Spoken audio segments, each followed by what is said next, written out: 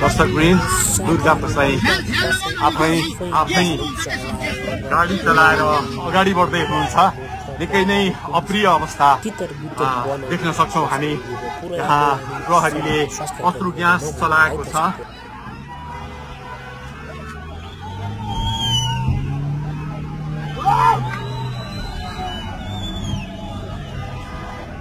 यो तीनकुनेको सडक हो, तीनकुने क्षेत्र हो। उहाँ आफै गाडी चलाउँदै अगाडि बढिराख्नु भएको छ। हामी दुर्गा प्रसादसँगै अगाडि बढिरहेका छौँ।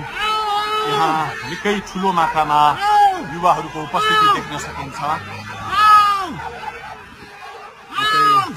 ठुलो मात्रामा युवाहरूको उपस्थिति, प्रहरीको बार तोडेर दुर्गा प्रसाई आफै अगाडि बढ्दै हुनुहुन्छ।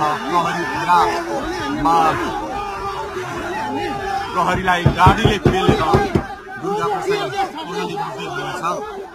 हामी दुर्गा प्रसाईसँगै अगाडि बढ्दैछौँ। यहाँ कसैले रोक्न सक्ने अवस्था छैन। दर्शकवृन्द प्रहरीलाई दुर्गा प्रसाईले पेलेर अगाडि बढिरहेको भएको छ। प्रहरी गाडीको चाबी खोज्न लागि परेको छ। दुर्गा प्रसाईले प्रहरीको एक लेयर तोडिसक्नु भएको छ र अब अगाडि सशस्त्र प्रहरीको टोली रहेको छ।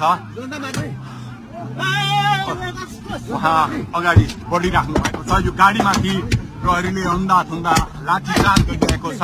तपाईँ देख्न सक्नुहुन्छ दुर्गा प्रसाईको गाडीलाई प्रहरीले रोकिराखेको अवस्था। उहाँले यो प्रहरीका सम्पूर्ण सुरक्षा घेरा तोडेर दुर्गा प्रसाई अगाडि बढ्नु भएको छ र यति बेला तीनकुनेको यो पुलबाट अगाडि बढिसकेको छ। यो दृश्य अगाडिपट्टि